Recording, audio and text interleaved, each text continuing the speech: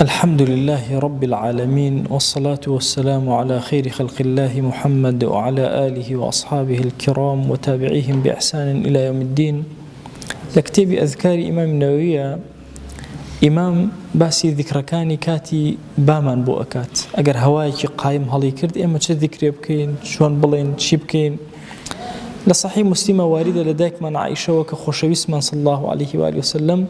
كاتك هوايك قايم هلي أكرد يكسر أي فرمو اللهم إني أسألك خيرها وخير ما فيها وخير ما أرسلت به. خويا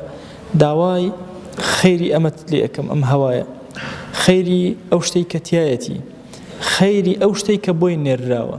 وبنا أقرم بتول شر أنبايا شر أويتياتي شر بأوشتيك بوين الراوة. أم دعايك زور قوري إنسان لكاتك أبيني هوايك قايم هلك يكسر أم دعايك اللهم إني أسألك خيرها وخير ما فيها وخير ما أرسلت به وأعوذ بك من شرها وشر ما فيها وشر ما أرسلت به. روايتي كثير من هي لأبو داود وابن ماجه روايتي عن كل أبو هريرة وأفرمي خوشويس كي الله فرمي جملة خوشويس بو كاتك وبايك قايم هالي كر فرمي الريح من روح الله تعالى أو با قايمك هل أكا بشيك للرحمة إخوة لأن الروح بمعنى الرحمة دي وكو إمام النووي بياني كردو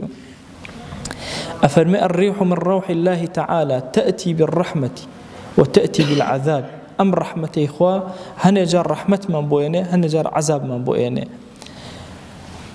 فإذا رأيتموها أجر هواك أو قائمتان بيني فلا تسبوها قد جويني بيندا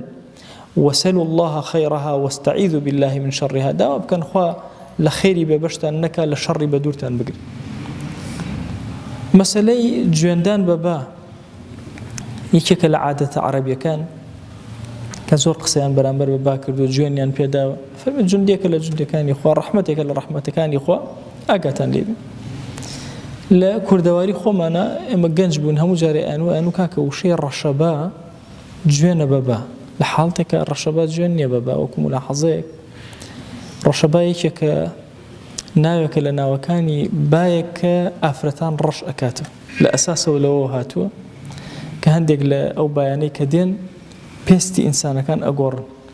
لو هاتو نق أو يكباك شوم بي يا رج بي أو فكرة إيكي هلايا بزور بيتشاني مثلا أو بجوان أو بابا غلطة بعاملة ملتي كلها كم حالتي وها هي كجوان بابا بدري بلام إنسان هروكم ملاحظة أجاي لبي وتنبيه بك.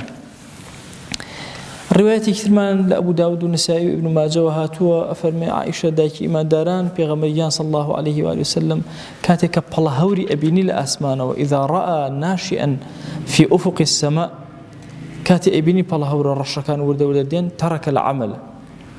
إيش كابو وازي لكرد أو إيش هنا وإن كان في صلاة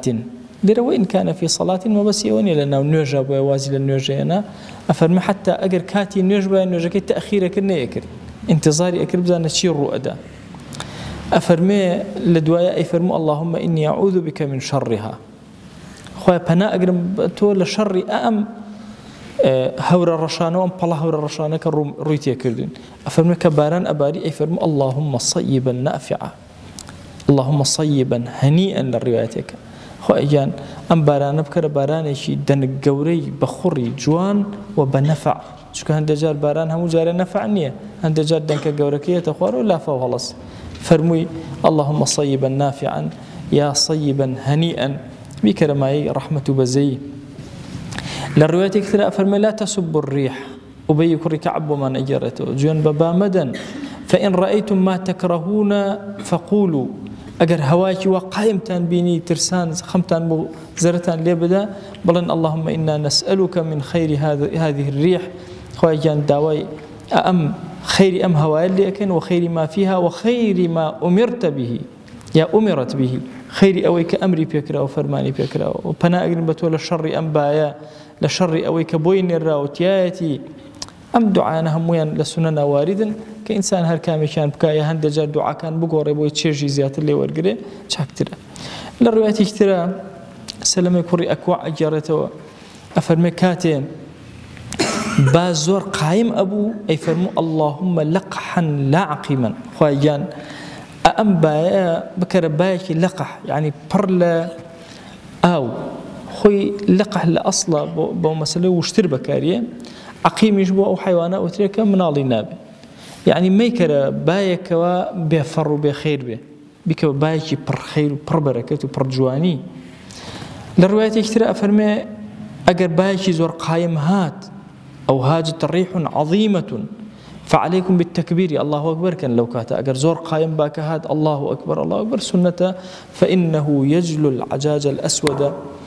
أجر شي روايتك ضعف كتاية أفرمي أو باقايم الزحمتي كديت كتوشي خلق توشي عقاب أكل لأن خو عقاب دي با الله أكبر لستن لا أتي إمام الشافعي أفرمي الروايتك هنا ابن عباس ورضا رحمة خواه إليه أفرمي كاتي هوا هلي أكرد پیغمبر صلى الله عليه وسلم هند جار رك أشو سر أجنوكاني ببيو نأوست سر أجنوكاني أكوت أي فرمو اللهم اجعلها رحمة ولا تجعلها عذابا خواه بك الرحمة بو أمة نكيت عذاب بويان اللهم اجعلها رياحا ولا تجعلها ريحا خواه جان بك الرياح بو أمتك نكيت الريح طبعا القرآن بيروزا الرياح والريح هاتو هردوي الرياح بو تشاكا هاتو الريح بو خرابة بون منافرمي إنا أرسلنا عليهم ريحا صرصرا شكو عقاب عذابا الله أرسلنا عليهم الرياح أرسلنا عليهم الريح العقيم وأرسلنا الرياح اللواقحة هند جار الرياح بكارينا هند جار رياح كبو خير بكارينا ريح كبو شر بكارينا ويخش يوز يفرمو اللهم اجعلها رياحا ولا تجعلها ريحا وهي بكر الرياح بكر ما خير وبركة ما يكر الريح ما عذاب إمام الشافعي أفرمي حديثي هنا أفرمي بياوك شكايتي هنا بولا بيغمر صلى الله عليه وآله وسلم وتي زور فقيرم ويرانا وضعم حالم فرمي لعلك تسب الريح لو أشي هوكارك له هوكاركاني فقيري وبيجوان بباء دي وعلماء فرمويك له هوكاركاني فقيري أو يكجوان بباباي أبي زور أقالي والسبب إلى سبكاني فقيري إنسان أو يك قصب بلات قصب هوا بلات أو هوايك هلأك بوي أفرمي إمام الشافعي نابي هيج كسيك جوان بدا بهوا فإنها خلق الله تعالى مطيع وجند من أجناده أو خلق خوايا زور يرى علي خوايا جندك إلا جندكاني خوا يجعلها رحمة ونقمة إذا شاء ميلي خوايا أجر وستي أي كات غضب وأجر وستي ليو أي كات الرحمة بركة لا قوة إلا بالله هم بدأ صلاتي خوايا بوي أبي زور إنسان أجي لي بلا جندكاني خوا قد كلميش خراب بزمانيا نيا بران بريان هم أمانك إمام بوي باس كردين ذكر كان لكاتي هوا هالكردنا إما تشي بلي أم سنتانا سنني بيغمبر صلى الله عليه وآله وسلم إنسان لكاتي أو زحمتي أنا كإبني لبري أو يجوان بدا بلا ماري أمانة بدا والله هند جاري وهي هوايك هلأك إنسان خوفك زور قورة هل لأني شيء لدول دروني أمتي لأمتان ريحا صرصرا عاتية فوتاني خواجة بهواء أمتك فوتان كأنهم أعجاز نخل خاوية بالا برزي جوان جوان وكو دار خرما وابون هميان بهوا فوتان أي أما بمبشك الله بهوا شيمان ليبك يعني جاري وهي هوا أبيني ساريك بوها لقري تاريك بوها لقري طب أيا بعرزة أي توتشي داي عبد بوي لو كاتا يكسر وكو روايتك هاتوا بيغمر صلى الله عليه وسلم أو اندغمي أمتكيتي أكيوتا سرت شوك